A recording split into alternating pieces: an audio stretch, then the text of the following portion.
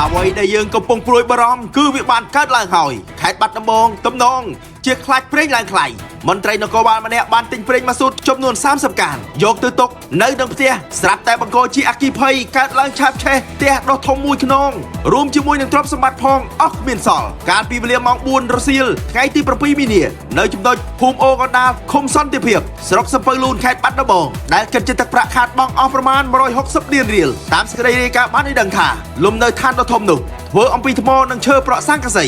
ទំហំ12ម៉ែត្រគុណនឹង20ម៉ែត្រគិតត្រឹមវេលាម៉ោង12ថ្ងៃត្រង់ថ្ងៃទី8មីនាសមត្ថកិច្ចរួមទាំងម្ចាស់ផ្ទះផងហាក់មិនទាន់រកឃើញមូលហេតុដែលនាំឲ្យមានអគ្គិភ័យឆាបឆេះនេះនៅឡើយទេ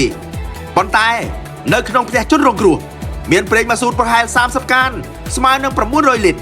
ដែលម្ចាស់ផ្ទះទិញយកទៅទុកខណៈពេលតម្លៃប្រេងកំពុងហក់ឡើងប៉ុន្មានថ្ងៃនេះប្រាប់ហើយកុំចេះតែឡើងថ្លៃប្រេះផ្ដាស់ពេលនេះក្រាសាំងមួយនៅរាជធានីភ្នំពេញរងការផាកពិន័យអស់4លានរៀលក្រោមការចង្អុលបង្ហាញដ៏ខ្ពង់ខ្ពស់របស់អាដាមខួងស្រេងអភិបាលនៃគណៈអភិបាលរាជធានីភ្នំពេញបានតាមដានយ៉ាងយកចិត្តទុកដាក់នៅប្រកដីភាពនៃតម្លៃប្រេងឥន្ធនៈនៅក្នុងភូមិសាស្ត្ររាជធានីភ្នំពេញជាក់ស្ដែងនៅថ្ងៃទី8មីនាឆ្នាំ2026រដ្ឋបាលខណ្ឌពោធិ៍សែនជ័យ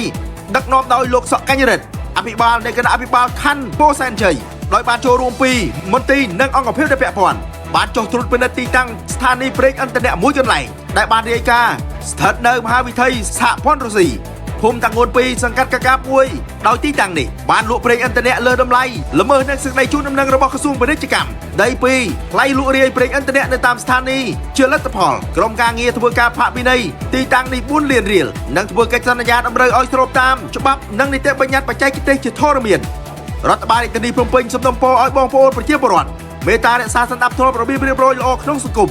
សាមគ្គីគ្នាក្នុងគ្រាលំបាកនិងជៀសវាងការឆក់ឱកាសកេងចំណេញនានាអ៊ីរ៉ង់មិនព្រមចុះចាញ់នោះទេហើយថែមទាំងឌឺទៅកាន់អ៊ីស្រាអែលនិងអាមេរិកទៀតផងប្រធានាធិបតីអ៊ីរ៉ង់លោកម៉ាស៊ូតពេស្កេស្គីននៅក្នុងសន្ទរកថាមួយនៅក្នុងទូរទស្សន៍ជាតិកាលពីថ្ងៃទី7មីនាឆ្នាំ2026បានប្រកាសទាត់ចោលការទាមទាររបស់អ៊ីស្រាអែលនិង USAដែលបង្ខំឲ្យអ៊ីរ៉ង់ចុះចាញ់ដោយគ្មានលក្ខខណ្ឌដោយលោកបានចាត់ទុកថាវាគ្រាន់តែជាក្តីសុបិនតែប៉ុណ្ណោះដោយលោកបានសង្កត់ធ្ងន់យ៉ាងដូចនេះថា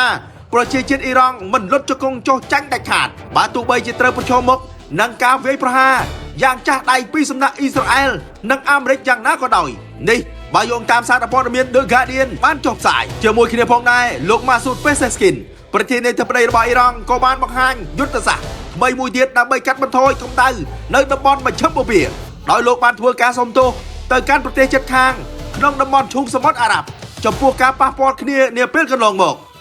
ស្របពេលដែលសារព័ត៌មានរបស់អាមេរិកបានចុះផ្សាយថារុស្ស៊ីបានផ្ដល់ទីតាំងសំខាន់ៗទៅឲ្យអ៊ីស្រាអែលតាមរយៈការអង្កេតមើលតាមផ្កាយរណបហើយអាមេរិកក៏បានបញ្ជាក់ផងដែរថាការផ្ដល់ព័ត៌មាននេះគឺធ្វើឡើងតាំងពីអ៊ីរ៉ង់ចាប់ផ្ដើមសង្គ្រាមមកម្លេះតើសម្ព័ន្ធមិត្តរុស្ស៊ីនិងចិនអាចអង្គុយមើលឲ្យអ៊ីរ៉ង់ចុះចាញ់បានដែរឬទេ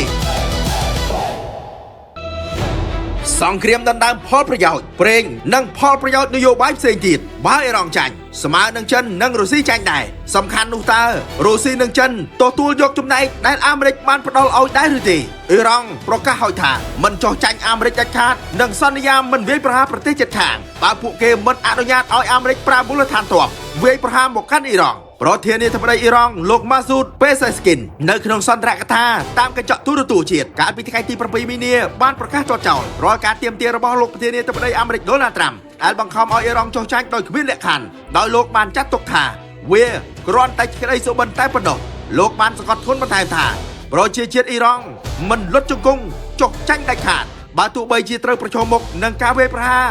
យ៉ាងចាស់ដៃពីសំណាក់អាមេរិកនិងអ៊ីស្រាអែលយ៉ាងណាក៏ដោយនេះបើយោងតាមការចុះផ្សាយរបស់សារព័ត៌មាន The Guardian